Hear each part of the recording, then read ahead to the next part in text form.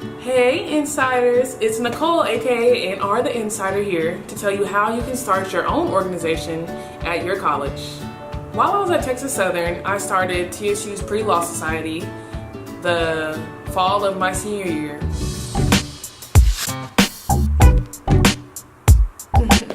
But I had to start working on everything my junior year. So the first thing I'd recommend you do is you find something that you're passionate about and something that your campus is missing. For me, I always wanted to join an organization that could kind of help me in my application process and what to do with the LSAT and all that kind of stuff. And my campus didn't have anything like that. So I decided to start Pre-Law Society.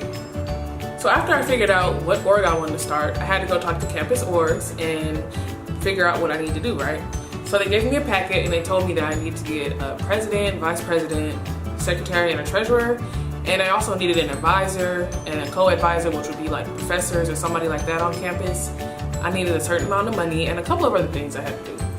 And this was during the spring of my junior year, so by that time it was already too late for me to try to start, the application process. Because at my school, you have to meet a deadline, and the deadline for the spring semester had already passed. So during the summer, what I did was I made these little bootleg flyers on PowerPoint and Microsoft Word. And the flyer said things like, are you interested in going to law school and stuff like that. And I had a little picture of the scales, in the background. And I posted them in the different group chats that we have on campus. We have one group chat that is super big, 500 people. So I just kept posting it in there every day, hey, anybody want to join? And I got tons and tons and tons of DMs. Direct messages, in case you don't know what that is.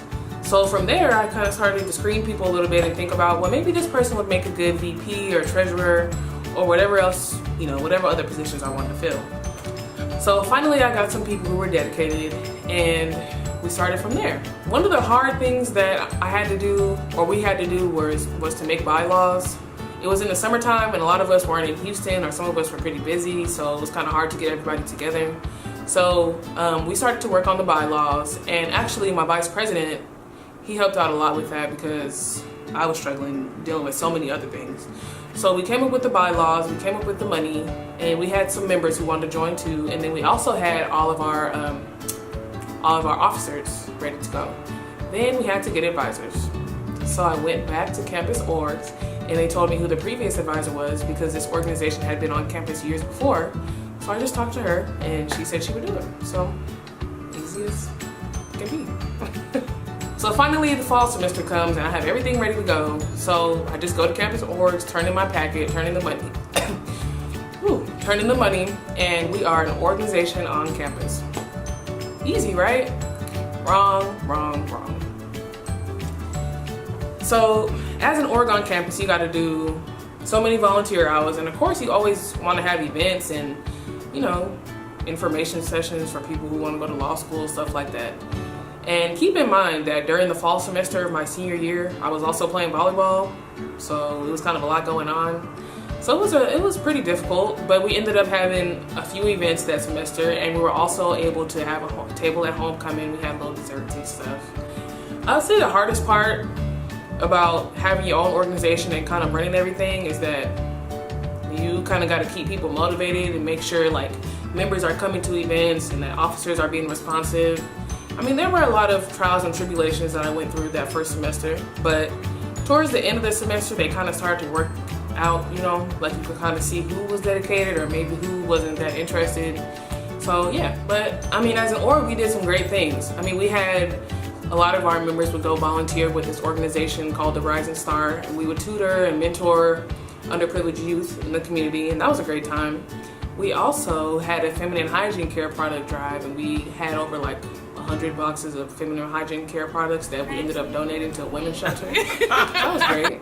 We did some stuff on campus. We had different activities and panel discussions, which some people don't like, but I love I love panel discussions. I always will.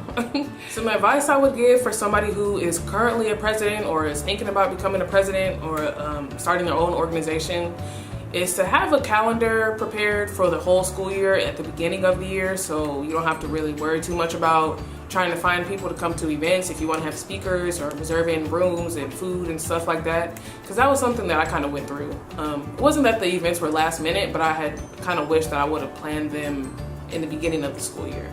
You kind of got to find that balance between when you need to make the decision and when you and your member and your officers can make a decision together.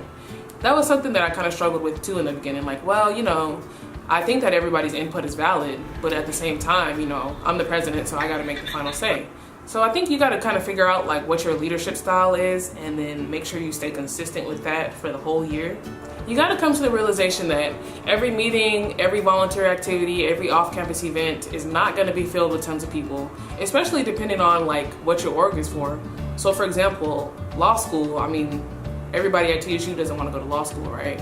So there are a select number of people who are going to become members, and then there are more people, or a smaller amount of people who are actually going to be active in that organization.